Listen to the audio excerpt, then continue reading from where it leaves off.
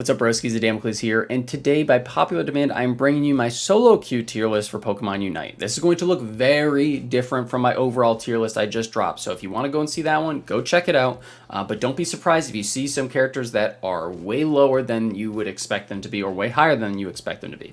As always, if you haven't already, please consider hitting the like button, hit the subscribe button, and the notification bell. It would mean the world to me.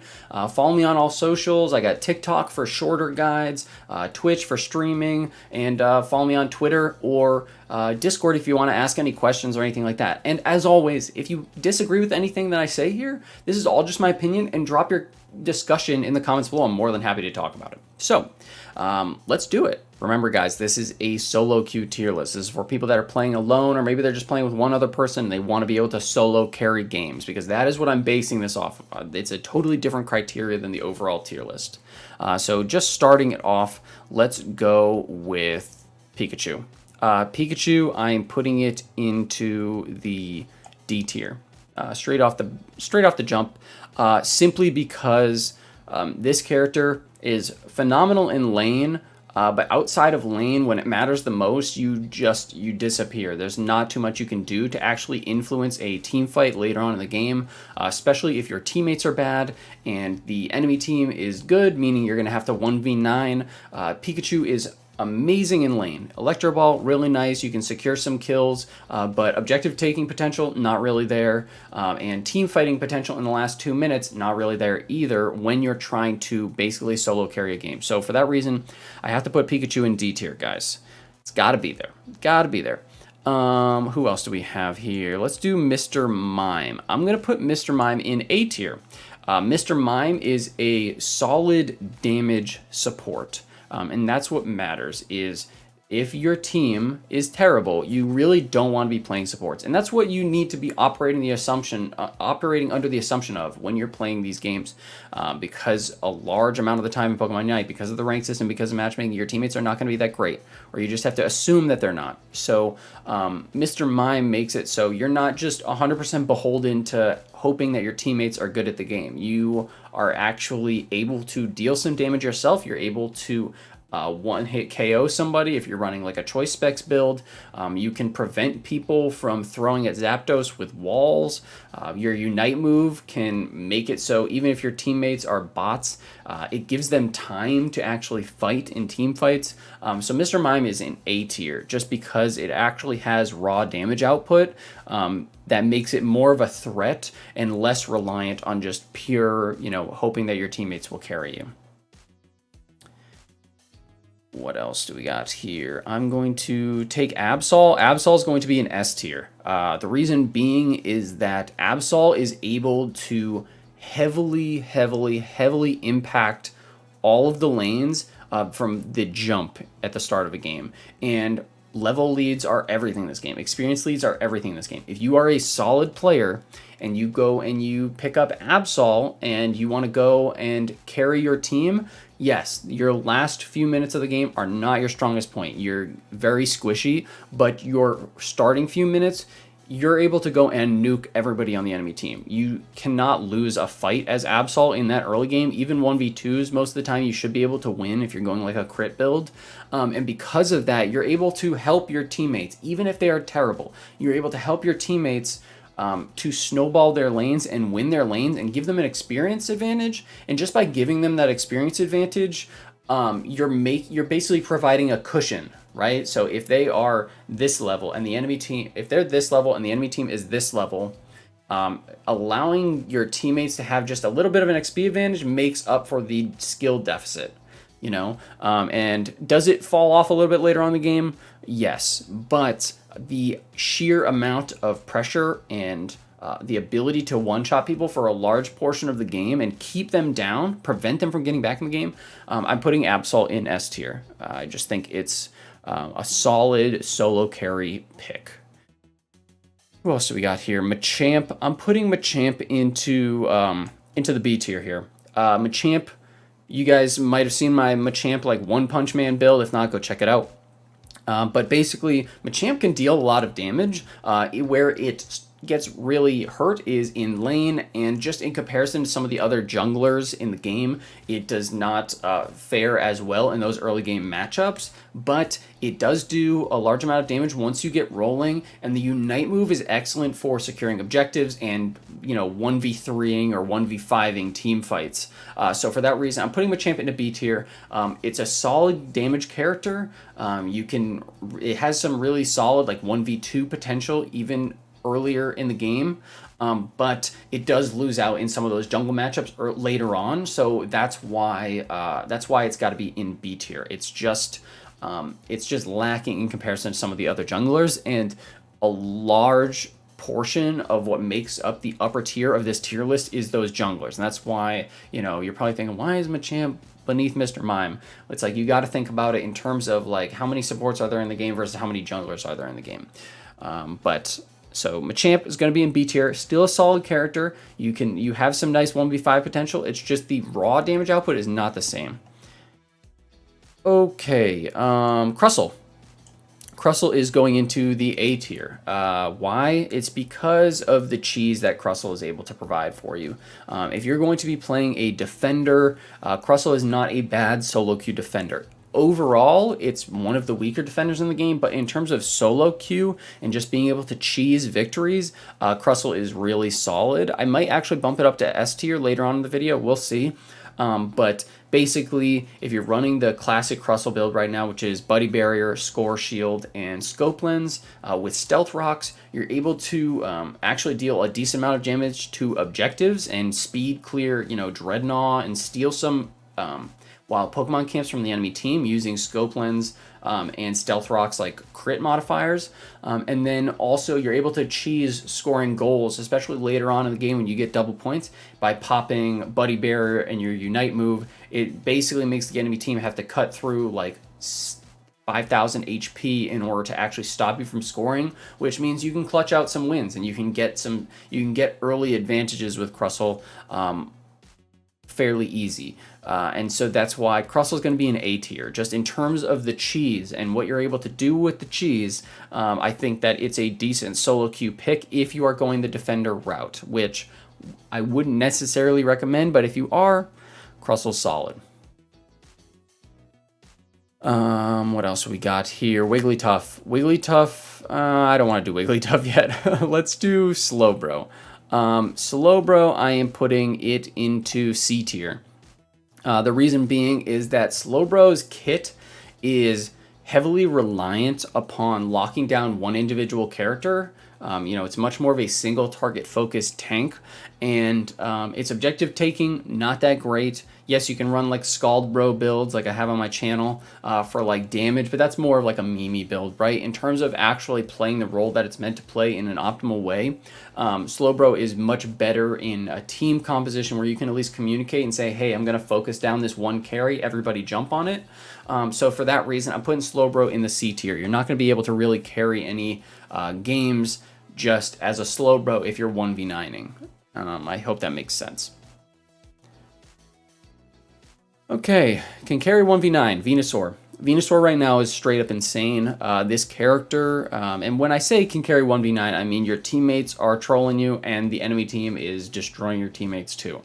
Meaning you have to literally 1v9. You have to drag these people over the finish line. Venusaur is probably the most capable Pokemon in the game right now of being able to literally 1v5 an enemy team. And that is with the Petal Dance Giga Drain build. Will it be seeing nerfs in the future? Absolutely. But for now, basically what Venusaur allows you to do is spam a 40% damage reduction from Giga Drain plus a heal from Giga Drain, plus get a movement speed boost from Petal Dance that allows you to stay in range, and it's able to do all of this while lowering your cooldowns using Petal Dance. So you're really using that 40% damage reduction every second, essentially. And that is what makes Venusaur incredibly powerful right now, is that even in a 1v5 situation, especially if the enemy team is particularly tanky or is heavy on supports and stuff like that and not as much burst damage dealers, Venusaur can just sit there, and as long as you're landing Giga Drain on, two people, you're going to be able to constantly out-heal the damage. It's ridiculous. Its early game is really strong. It can be played in the lane or in the jungle. I enjoy it in the jungle just so you can get those early game advantages. It can run away. It has chase potential. potential. It has steal potential with its Unite move. I mean, this character can literally do it all right now. And so as far as solo carry potential, Venusaur is insane currently. So if you're in solo queue, I would highly recommend picking this character. There's a multitude of different builds you can go, from tanky builds to special attack based builds to builds with muscle band. You can go and check out the video on my channel if you want to see that. But Venusaur, crazy character right now, crazy, literally 1v9. Okay, who else do we got here? Let's talk about Cinderace. Cinderace. I'm going to put Cinderace in the S tier right now. The reason for that, do I want to put it in A tier? No, I'll put it in S tier, simply because it outputs a massive amount of damage, in my opinion. The problem, actually, you know what?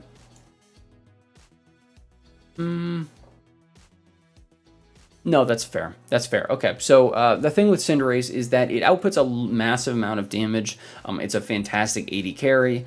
The only issue is that it is purely single target in its damage output and its damage profile, really, if you actually think about it. I mean, Pyro Ball can obviously go through multiple people at once, and your Unite move can obviously hit multiple people at once, but the reality is the actual brunt of Cinderace's damage comes from those basic attacks, which makes it hard to put it up into the 1v9 carry tier, simply because it's not AoE based. If you are in a 1v5 situation, you're going to have to mechanically outplay them or just be super far ahead in a fairly significant way, just because you are going to have to individually target each of these characters and delete them one by one. You don't just have a free I win button like Venusaur does. But that being said, this character's damage output throughout the entire game is super solid. It's incredible in the jungle still. It has great defensive options with Feint and Flame Charge, and it has multiple different builds. You can go Feint Blaze Kick, you can go Feint Pyro Ball. All these different builds work. Go check out the builds on my channel if you want to. I'm going to put out a new Cinderace build shortly. But Cinderace right now, super solid character to carry with and to solo carry games with. So I would highly recommend grabbing it if you are into, if you're looking for a ranged damage dealer. Who next? Let's do Alolan Ninetales. I'm putting Alolan Ninetales into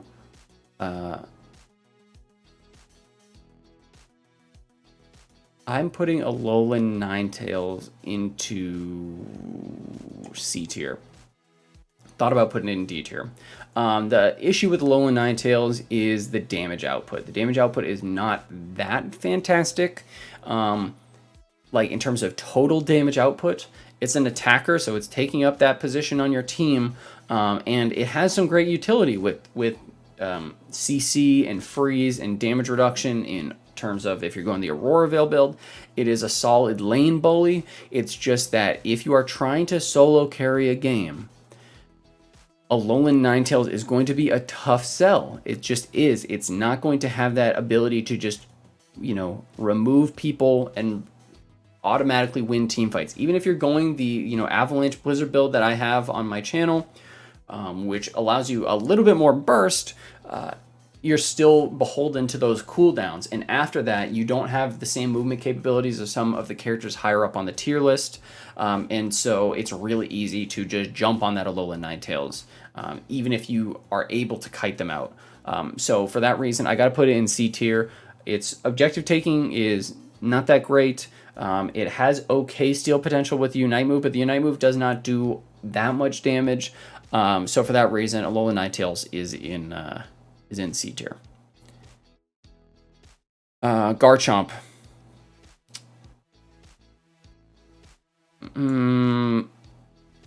I gotta put Garchomp in Pray Your Team is good tier. I have to. And the reason being is that early on in the game, whether or not you put this character into the lane or you put it into the jungle, and there are, of course, certain outliers, but for the majority of you, if you are in solo queue and you do not know any of your teammates, you are putting a large amount of the weight of carrying the game on their shoulders. And that's what it means to be in this pray your team is good tier, because you do not have early game influence or threat as Garchomp. You just don't. Regardless of what you think of Garchomp later on in the game, you really are relying on your team to create advantages for you that you are able to capitalize on early game, or you're relying on the enemy team to make some misplays. Because if the enemy team is good, they're going to punish you heavily until you actually hit that much later game point. And then at that point, it might be too late. If you lose those early Dreadnoughts, it's going to severely hurt your team. So just in the overall terms of this tier list, the earlier game characters are going to have a bit of an advantage because of the importance of getting Dreadnought. And that's just an unfortunate way that Pokemon Unite is created. Those early Dreadnoughts, your ability to set your team up for the first Dreadnought drastically impacts your chances of success down the line and your chances of success in the last 2 minutes of the game. It just does. And the problem with Garchomp is that early on in the game, Gibble and Gabite just don't cut it. They don't do anything without the enemy team massively making a mistake or your team setting you up. They just don't.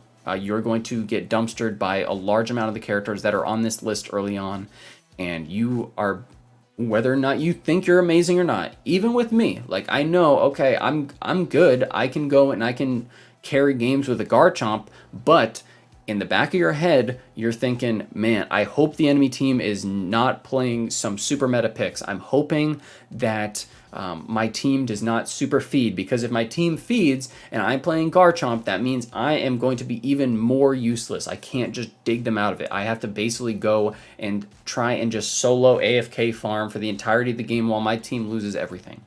So that's why Garchomp is in Pray Your Team is Good tier. Again, guys, I love Garchomp. Please, Garchomp mains, I'm sorry, I love Garchomp, but it's just the reality of the game right now, and I am right there with you, praying that he gets, more buffs or gets a revamp or something like that. So I'm sorry, but he's got to go there. It's just the reality of the situation. Who else do we got here? Mamoswine. Mamoswine, I am putting it into B tier. Mamoswine's in B tier because, like I said, my overall tier list, it does its job, and it does its job well, but it's a CC tank. It does a large amount of crowd control. Are you going to be able to solo carry games necessarily with Mamoswine? Probably not, but at the very least, if you're playing a defender and you can't solo carry the game, you are going to be able to set your teammates up in a very easy way to carry the game for you, if that makes sense. In comparison to Slowbro, where it's like, all right, very single target focused, somewhat longer cooldowns on that single target window, like relying on Unite move. Mamoswine, from the jump, early game, you are very lane dominant. Swine is incredibly powerful in the lane. Even in the jungle, it has a fast clear time. From the start of the game, it can output a solid amount of CC and shut down enemy laners, setting your team up for kills. And then as the game goes on, you just are constantly outputting freezes. And just for that simple fact that you're able to constantly output freezes in an AoE fashion, or sometimes if you use the Mamoswine trick that I showed you, God, I sounded like a Tweety Bird there. You could literally fling the enemy into your teammates and force your teammates to go after it, even if you're playing with bots. So for that reason, Mamoswine is going to be in B tier. Not the best solo carry potential, but if you're playing a defender, it's not the worst thing that you could do. What else have we got here? Charizard. I'm putting Charizard into... I'm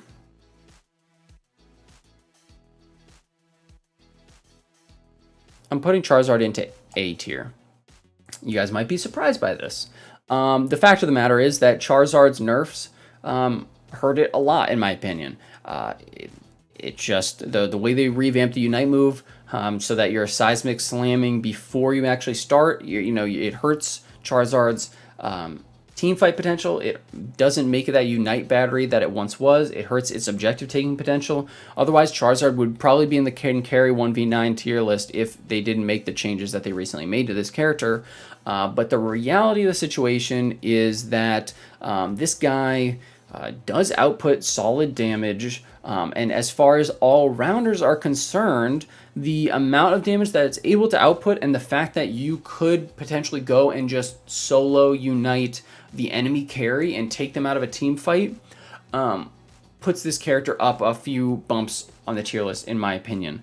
And on the solo queue tier list, that's really all there is to it. Just the ability to go and like, hey, if the enemy, even if my team is bad, if there's one problem child on the enemy team that I need to go and take care of, Charizard, even if you're sacrificing your own life, Charizard can go pop Unite move on that person and just stay on top of them and prevent them from winning, you know, the team fight and potentially saving your team in a team fight. If you're near an objective and you're able to pop the Unite move, say you're fighting at Zapdos or something like that, it still has that steal potential.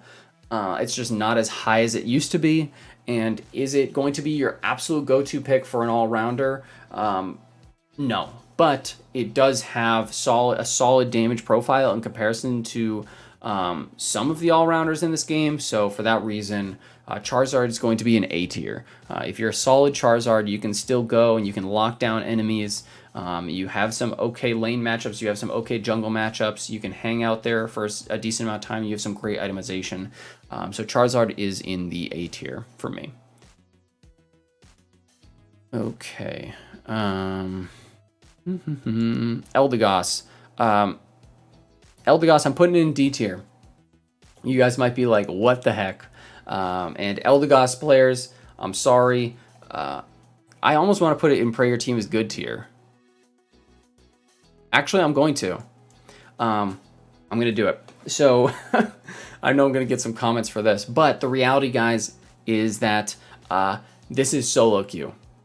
You're going off the assumption that everybody else on your team, you don't know them. They're total randoms. As we know with Pokemon Unite, they could literally be any rank. They could be bots. The enemy team could be godlike. And the fact of the matter is that if you are picking a support like Eldegoss, you are putting all of your eggs in your teammates' baskets. I mean, you're the literal Easter bunny. Like, if your team is doing bad, there is very little that you can actually do as an Eldegoss to influence the game. You're not going to be hopping in the jungle. You're not going to be going and just soloing wild Pokemon camps, solo stealing objectives, even though you can cheese it with the Eldegoss, you know, Unite move in the drop down. The likelihood of that happening is very, very low. And the reality is that you're just not going to be able to have a impact on the enemy team unless somebody on your team is able to carry you. That's just the fact of the matter. There's really not much else to say. Like, if you disagree, drop a comment. More than happy to discuss it with you. I'm like, even if you're like, oh, I still win some games as Eldegoss, it's like, that's fine. But I think that solo queue support players will understand what I'm saying. Is like, literally every single game is a roll of the dice, and you just have to hope that your team is decent. There's not much you can do outside of that. Like, you just have to hope that your team is decent if you're playing a support character, because you are letting Jesus take the wheel in that situation. And especially with Eldegoss, where your damage output is not that great, you are very much a team-oriented character with movement speed increases and some heals. And you might be able to help out your laner. You might be able to try and carry them through the laning phase, but in terms of overall impact, you're not going to be able to significantly impact a game as a solo queue player if you're playing as Eldegoss. That's just the reality of the solo queue tier list, is that supports and defenders very heavily skewed. So Eldegoss is in Pray Your Team is Good tier because you have to. Cramorant. I'm gonna put Cram in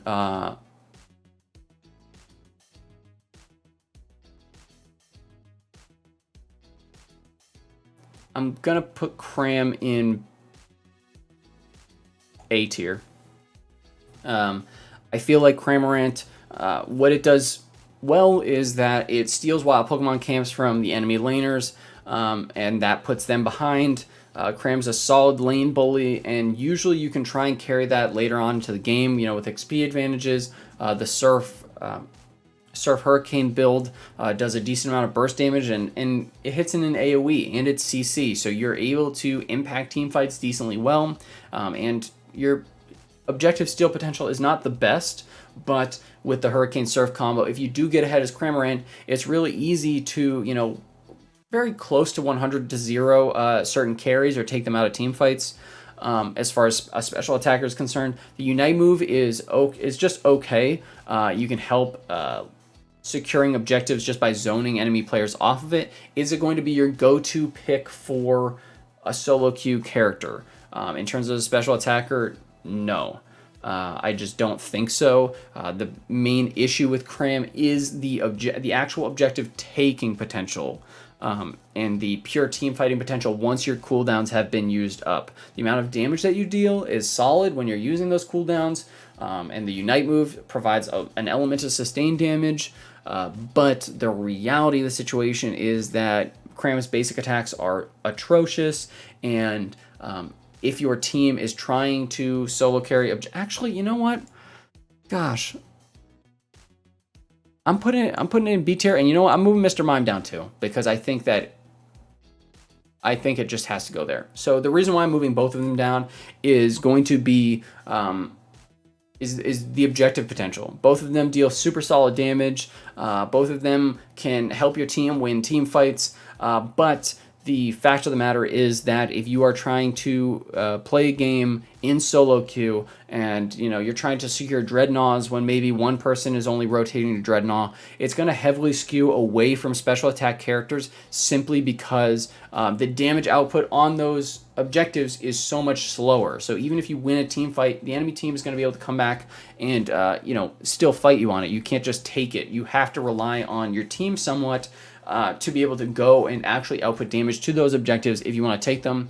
So for that reason, I got to move both Mr. Mime and Cram down a tier. Sorry, Mr. Mime players, but just reevaluate. Just looking at this tier list, I'm doing this straight off the dome, guys. I think this is the right way to go because they're just lacking so heavily in that one area that these other characters above are not necessarily lacking in.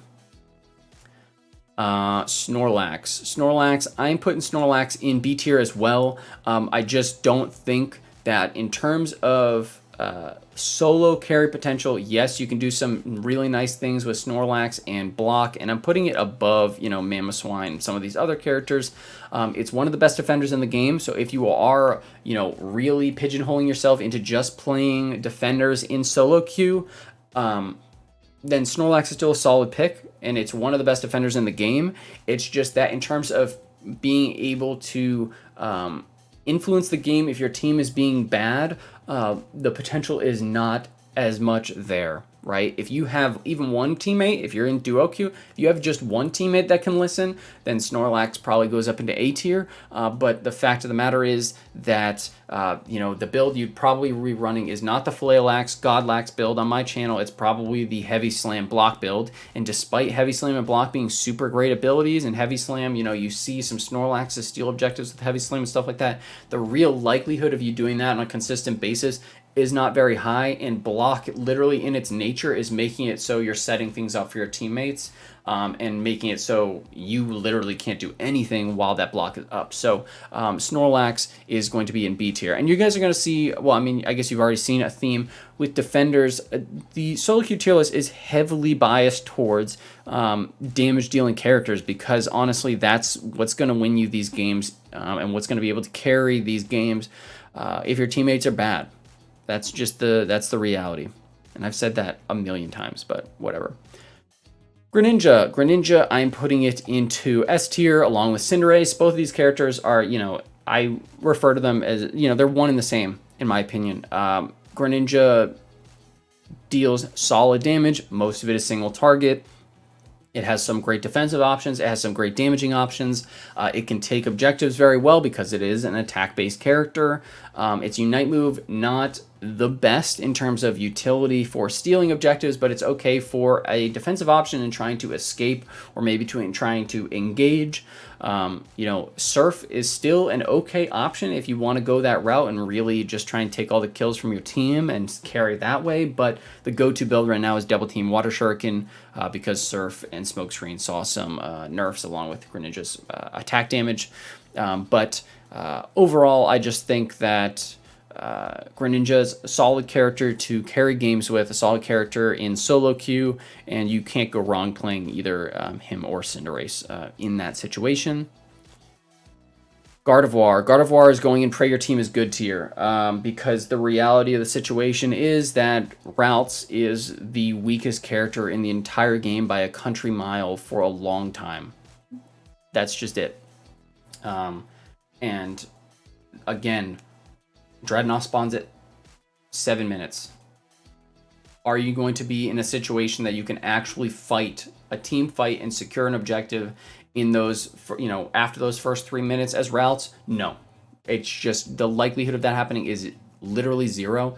Even if you're playing it in the jungle like I like to do sometimes, your influence on the rest of the game is zip until you actually unlock some of the more damaging abilities at like level 7 or level 8, and that takes a long time if you're playing a character that has no other influence and no winning matchups otherwise. Like literally the only thing that a Routes can win against in a significant way is a Gible, because Routes can just teleport away from the Gible and the Gible has to be in melee range.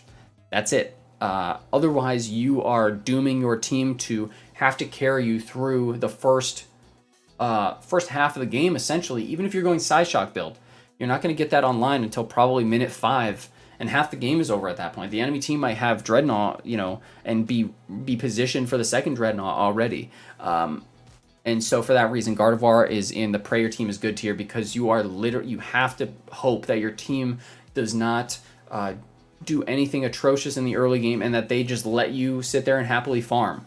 You are putting a large amount of weight on your teammates' shoulders by playing this character. So Gardevoir is in Pray Your Team is Good tier. What else have we got here? Talonflame can carry 1v9. Is it in the same necessary like level of literal 1v9ing as Venusaur? No. But Talonflame is excellent at stealing objectives. Its early game is super powerful. If you get ahead on this character, you are able to single-handedly just delete multiple people from the enemy team at one time. And so if you can immediately make a team fight from a 5v5 to a 5v3, then that greatly increases your chances of winning the game. And so I just think that Talonflame is a super solid pickup in solo queue right now. Like if you were just, you know, I don't know, I wouldn't suggest doing this, but if you were totally ignoring your team and you went, you know, like a Score Shield Buddy Barrier build with Fly on Talonflame, you deal a massive amount of damage early game and can just literally like one-tap people with Fly. You can steal objectives super easily. Easiest objective taker in the whole game. You're an attack-based character, so even if you don't steal the objective, if you need to rush down the objective, you can still do that. The Unite move gives you a shield, but also Buddy Barrier and Score Shield give you a shield, so you can make some clutch scores at the end of games, or heavily influenced team fights with your Unite move.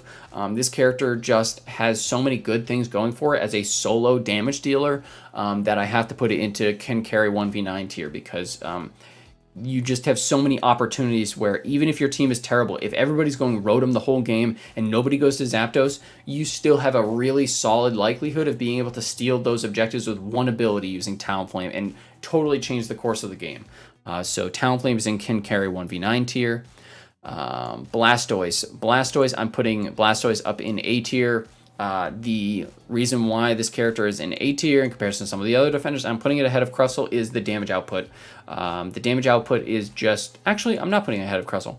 The damage output is just insane with this character. It provides great CC. It does everything that other defenders like a Snorlax would do. I spoke about this a little in the overall tier list, but you know they're very close to each other, Snorlax and Blastoise. They both have these fantastic moves, and great durability that allowed them to heavily impact team fights. The only difference is that Blastoise has absurd damage output for a defender.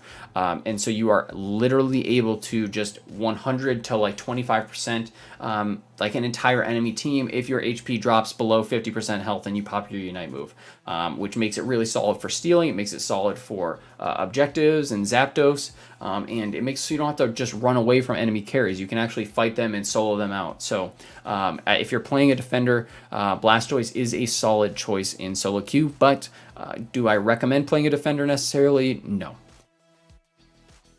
Okay, Blissey. Blissey I am putting into D tier.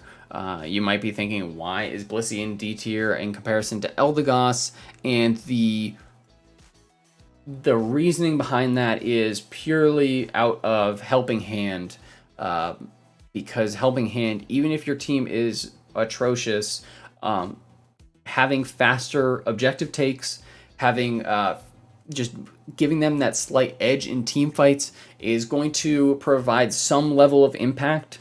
The Unite move actually does solid damage if you go and jump to, you know, your teammate and you manage to hit some people, and it gives your teammates a damage buff. And so for that reason, Blissey is not totally in Pray Your Team is good tier. Is it a good pick to grab in solo queue? Absolutely not. I would totally disagree with that.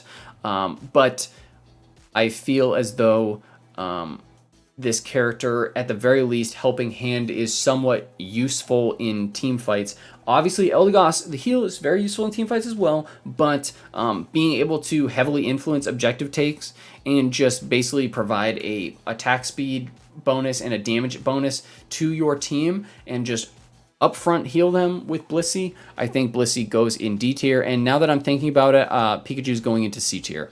I'm sorry for jumbling this all up there. I'm not trying to deceive you guys, but just as I'm going through this, you know, I'm doing this off the dome, and I think that Pikachu should not be in the same tier as Blissey. I think it falls more in line with the C tier characters because it does have some impact in the lanes, and it can snowball lanes fairly well. It's just not as impactful later on, whereas Blissey, your actual laning impact, not going to be that substantial, but Blissey does do some decent damage, and the Helping Hand just really helps out. Also, if you decide to go the cleanse, you're constantly spamming a shield on people, and you can kind of just outright counter some of the other characters on this list. Gengar's in C tier. Gengar, actually, no. I'm actually going to put Gengar in B tier. The reason being is that this character takes a little bit to get online. It doesn't have the best early game, but the fact of the matter is that Gengar's objective taking for a special attacker is actually super solid. And Hex Sludge, even though it has been nerfed significantly, the damage output that it's able to deal, and the ease of use in which that, you know, the ease of use of that ability combo, I think it warrants putting it up into a higher tier in terms of solo queue. Some people might think it goes in A tier. I'm almost leaning towards A tier, but I don't think so. The reality is that early game, Gengar and Ghastly, not that fantastic. You would really want to play it in the jungle, but if you can get Hex Sludge online and you're a solo queue player, Hex Sludge can be really useful in stealing, not just stealing Zapdos, but soloing Zapdos if you are, you know, feeling frisky and crazy. But it's also just, it has that AoE team fight impact as well. Is it going to be my main damage dealing pick for solo queue? No, but I don't believe it's in the C tier. I think it belongs up in the B tier. So Dream Eater, Shadow Ball, also really solid, super solid early game damage, and but it's more single target, which I just don't think lends itself as much to these solo queue games. Zeraora I'm putting in carry 1v9 tier.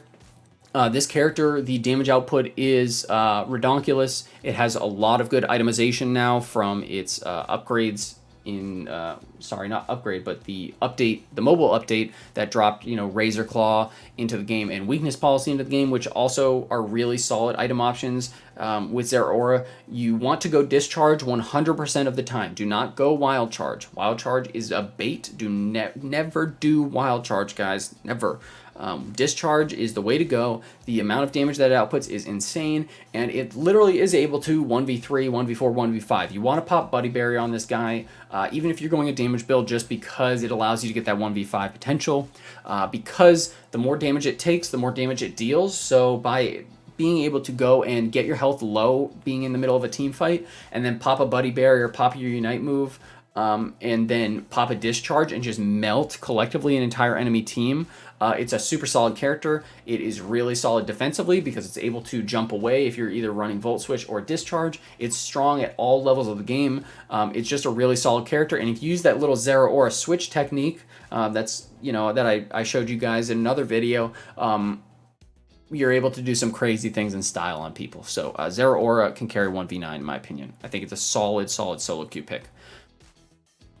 Let's do this. Lucario. Lucario can carry 1v9. I think that this character is just good at everything right now.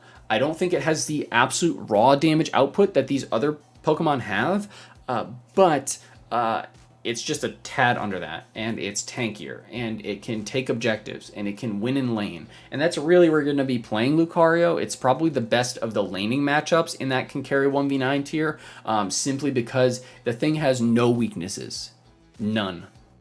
It does great in team fights. You can steal objectives with Power Up Punch, or if you go the extreme speed build, you can go and try and steal objectives with that. Its Unite move is insane for stealing because the range of its Unite move is ridiculous, so make sure you keep that in mind if you're playing Lucario in solo queue. As far as the all-rounders are concerned, it is the king of the all-rounders. It is the jack of nothing, master of everything, because this thing is just insane. Will it see some tweaks in the future? Absolutely, I hope, because it has been good for the longest time. You cannot go wrong playing Lucario currently. You can literally, I mean, there's legit strats where people just toss Lucario in one lane and put 3 people in another lane. I mean, this thing is just bonkers. And so I would highly recommend picking Lucario if you're going for an all-rounder. It's a really solid pickup right now. And if you are, you know, a one-trick or something like that, you can't go wrong with Lucario, with just one-tricking Lucario, because that character's crazy. Let's do Wiggly. Wiggly is going to be in D tier. The reason why I'm putting Wiggly in D tier is straight up just because it does damage. That's basically it. It does damage in comparison to, you're probably wondering, why is Eldegoss in the Prey tier and Wiggly and Blissey are in the whatever tier? They all kind of do similar things. Wiggly still slaps. They nerfed its damage a lot, but the reality of the situation, God, I've used that term so many times in this video. If someone drops a comment, let me know how many times I've said that in this video. And by the way, if you've made it this far, thank you so much. Please consider subscribing. It would mean the world to me. And drop a, I don't know, what should you drop in the comments? Drop a phone in the comments. Drop a phone in the comments, guys, if you made it this far, because you know I love you. But Wigglytuff is in D tier because it actually can deal damage. And that's not to say Eldegoss, you know, with Muscle Band can't, you know, bully people or whatever. It's just the reason why people pick Wiggly before the nerfs was because it's just really tanky, gets up in your face, and just slaps. And it can still do that. It's just a little bit less significant. It's still in D tier, so I'm not saying it's a good damage dealer. I'm not saying it's fantastic damage, but the fact is that if you are in a lane with a Wiggly, that Wiggly doesn't just have to 100% rely on the fact that the laner is going to go and initiate fights and do something. Wiggly can walk up and slap some people and be okay. And the Unite move can be used to just save team fights. That's pretty much it. Is it really effective at taking objectives? No. Is it the best like sustain? No. Is it the best team fight, you know, activator? No. But it can walk up to people and it can slap. And that's why Wiggly is in D tier. Sylveon. Sylveon, Sylveon, Sylveon. I'm actually going to... Oh. I'm so...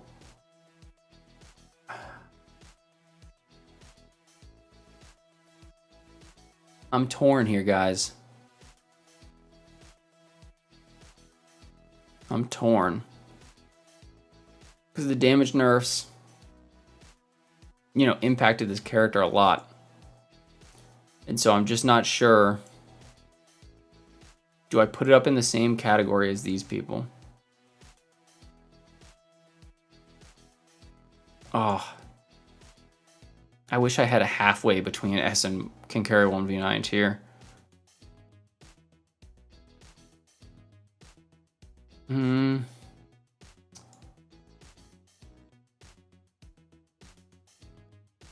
I think I'm going to put it in can carry 1v9 tier.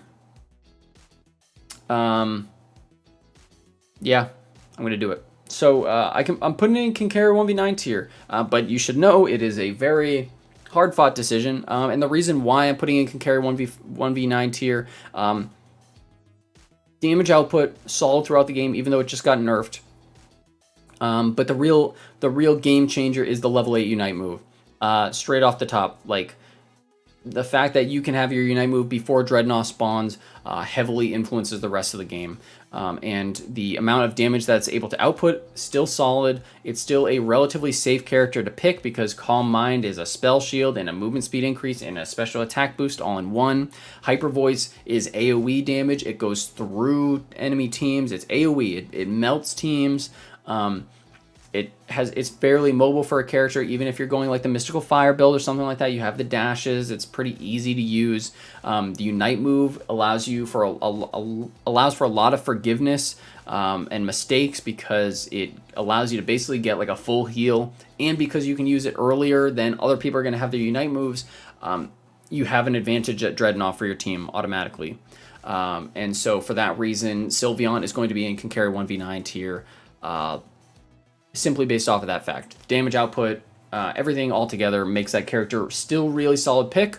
It would be in a league of its own if it was still dealing the damage that it did. It'd probably be in can carry 1v11 tier, but right now it's a super solid pick. Its objective taking potential is really good. It's not that great at stealing them, but in terms of actually doing damage to objectives as a special attack character, its damage output is incredibly high. So overall, still a great pick, but not the, not what it was before. So guys, that's it. That is my solo queue tier list. I'm sorry if it went on for too long, but I'm not really sorry because I was doing this off the top of my head, and I wanted to, really allow you guys, to hang out in the thought process of it all. I'm pretty comfortable with how this is set up, but this is my first solo queue tier list, so I'm going to think on it a little bit more, and we'll probably make some revisions in the future, but I think this is a fairly accurate solo queue tier list. I think, I'm going to put out some solo queue tips so you guys can kind of see where I'm at in terms of like my solo queue ideology and what you should be going for and what you should be picking when you are in solo queue and why these picks are the way that they are. But I think that this is a fairly solid estimate in solo queue carrying potential if you are choosing to go that route in Pokemon Unite. Thank you so much for watching. As always, if you like this content and you want to see more, please drop any video suggestions, drop any discussion topics in the comments. I try to respond to everything if they're civil, and make sure you hit the like, comment, and subscribe button down below, guys. Hit the notification bell too. We already passed 20K. I'm going to be doing that Nintendo eShop gift card giveaway. We still got the rocket. We still got the rocket going to the moon, people. Let's hit that 30K. Let's hit that 40, that 50K, huh? And if you want to see like a purely jungle tier list, a purely attack tier list, drop that in the comments below as well. I enjoy making these for you and just giving you my insight. So thank you so much for watching. I appreciate it. You guys have a great weekend. That's going to be it for me. Damocles out.